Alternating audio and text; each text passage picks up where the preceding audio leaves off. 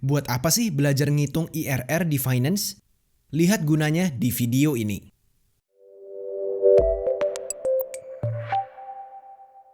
Hai guys, welcome back di channel Fakultif. Bagi yang baru pertama kali nonton video Fakultif, channel ini khusus buat ngajarin kalian tentang akuntansi dan finance.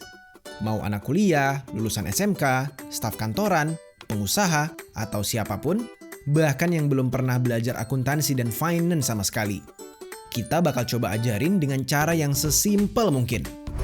Oke, hari ini kita masih bahas topik finance dan ngelanjutin video kita sebelumnya tentang capital budgeting atau penganggaran modal. Kemarin ini kita udah bahas salah satu metode capital budgeting, yaitu net present value atau NPV. Sekarang kita bakal lanjutin ke metode kedua, yaitu internal rate of return atau IRR. Kita bakal bahas IRR ini pakai kasus yang sama waktu kita bahas NPV guys. Saya review sedikit ya kasus kita. Kalau kalian ingat di video sebelumnya, kita berandai-andai mau investasi apartemen. Di mana apartemen ini kita beli seharga 500 juta rupiah. Lalu kita renovasi sebesar 150 juta rupiah. Setelah apartemen ini jadi, kita rencananya mau sewain selama 4 tahun. Setelah dipotong pajak, kita bisa terima uang dari sewa ini sebesar 36 juta rupiah per tahun. Terus nanti di tahun kelima, kita rencana mau jual apartemennya. Kalau bisa kejual, kita bisa dapat 950 juta rupiah setelah dipotong pajak. Nah, kemarin ini juga, kita berasumsi kalau kita cuma mau invest kalau return per tahunnya minimal 10%. Kalau di bawah ini, kita nggak mau invest. Dari hitung-hitungan kita, akhirnya kita bisa nemuin NPV investasi ini sebesar 54 juta rupiah. NPV sebesar 54 juta rupiah ini memang agak susah buat dibayangin maksudnya apa. Apalagi buat orang awam atau yang nggak ada background finance sama sekali. Itu kenapa buat sebagian orang, mereka lebih suka ngobrolin investasi pakai persen daripada angka. Kalau kita pengen invest di investasi yang minimal ngasih 10% per tahun, terus saya bilang investasi ini bisa ngasih 11,94% setahun, saya yakin kalian pasti ngerti kalau investasi ini layak diambil. Itu kenapa ada metode kedua di capital budgeting yang hasilnya nanti pakai persen, yaitu internal rate of return atau IRR. Bagi yang baru pertama kali belajar finance, konsep IRR ini mungkin sedikit membingungkan. Karena secara konsep, IRR ini sebenarnya bukan ngitung hasil investasi dalam persen yang sesungguhnya. Orang biasanya pakai indikator lain seperti Return on Investment atau ROI buat ngitung hasil dari sebuah investasi dalam persen, bukan pakai IRR. Lalu apa dong kalau gitu IRR ini? Gini, kalau kalian ingat waktu ngitung NPV, nilai NPV kalian sangat bergantung sama discount rate yang kalian tetapkan. Di kasus apartemen kita, discount rate ini berupa rate yang kita tetapkan sendiri, yaitu 10%. Kalau hasil investasinya di bawah ini, kita nggak mau invest. Nah, untuk kasus kita, rate 10% ini sangat subjektif. Bisa jadi masuk akal, bisa jadi enggak. Dengan investasi apartemen yang sama, orang lain mungkin bisa setting rate berbeda dari kita. Bisa 8%, bisa 12%, macam-macam deh pastinya. Memang ada cara di finance buat ngitung discount rate ini supaya lebih objektif dan tahu wajarnya berapa. Saya bakal ajarin ke kalian nanti waktu bahas cost of capital. Tapi ini pun gak terlepas dari asumsi-asumsi yang kita pakai nanti. Nah, karena discount rate ini bisa berbeda-beda, at least kita perlu tahu sampai di seberapa sih kita bisa tentuin discount rate kita supaya investasi ini tetap layak untuk dijalanin. Kalau kalian ingat waktu belajar NPV, kita tahu investasi layak dijalanin itu kalau investasinya punya value atau NPV-nya positif. Dan jangan dijalanin kalau NPV-nya ternyata negatif. Berarti kalau mau tahu batasnya antara layak dijalanin atau enggak, ini adalah waktu NPV kita bernilai 0. Besarnya rate yang bikin NPV sama dengan 0 inilah yang disebut dengan internal rate of return atau IRR. Jadi, misalnya kalau IRR investasi kita 12%, ini bisa kita artiin jangankan setting rate di bawah 10%. Mau setting di 11%, 11,5%, selama masih di bawah 12%, investasi ini masih layak buat dijalanin. Tapi, kalau kalian punya standar yang mau jalanin investasi, minimum harus bisa ngasilin 13%, investasi ini udah nggak layak dijalanin buat kalian. Inilah maksud dari internal rate of return. Nah, sekarang kita coba hitung yang benar ya, IRR investasi kita ini ada di berapa.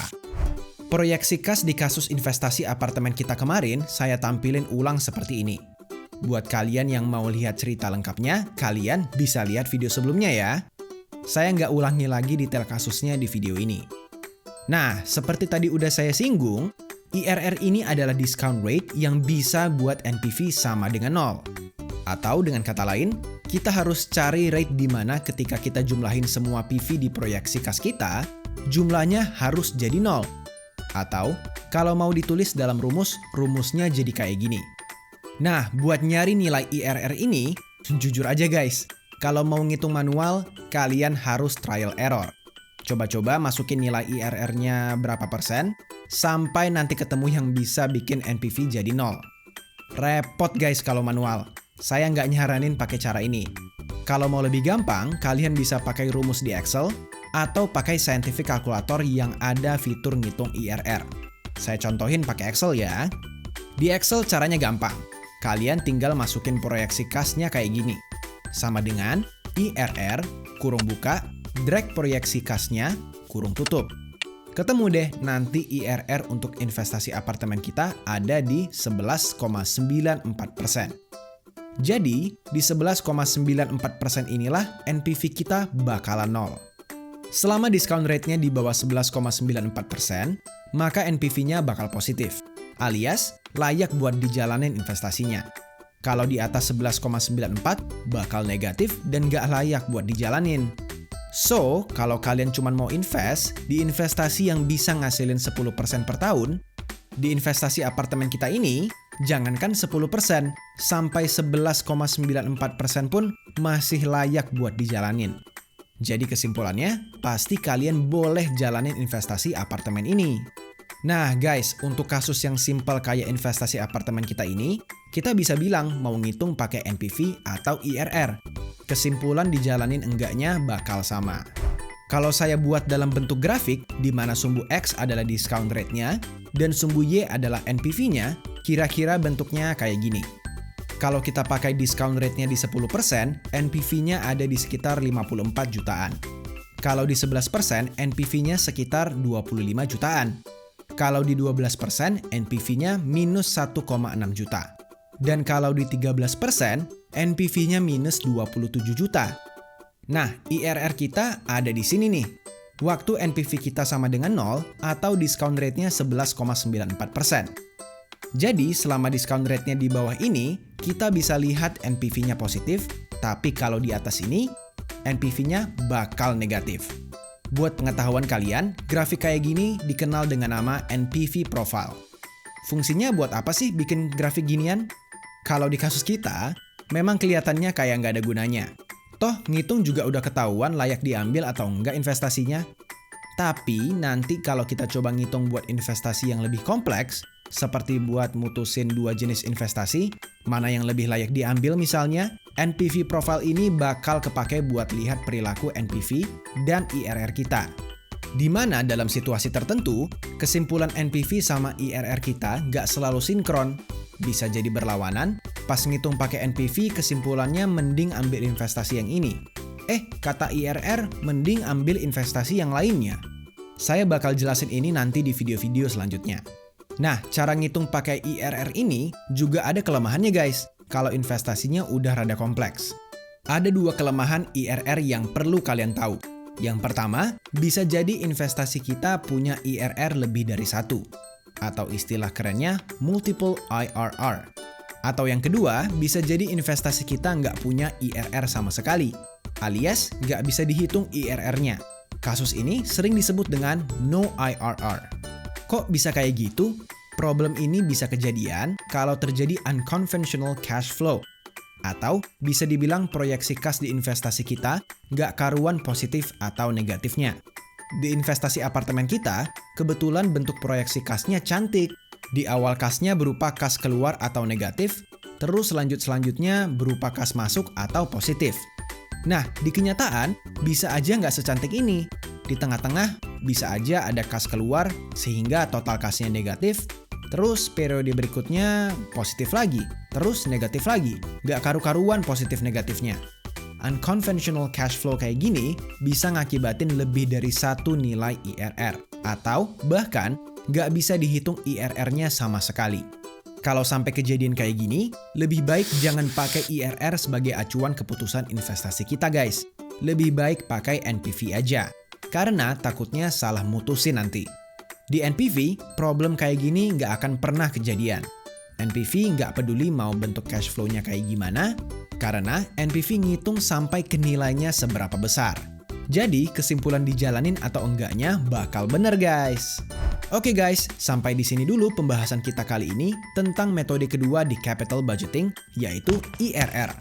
Di video finance selanjutnya, kita bakal jelasin metode capital budgeting sisanya.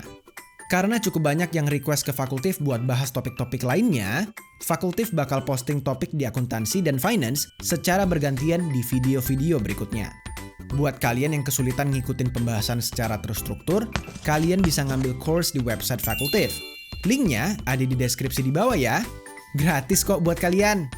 Terus, bagi yang mau terus update sama konten di Fakultif, pastiin juga subscribe channel Fakultif ini. Kita bakal coba terus be simple buat ajarin ke kalian. See you guys!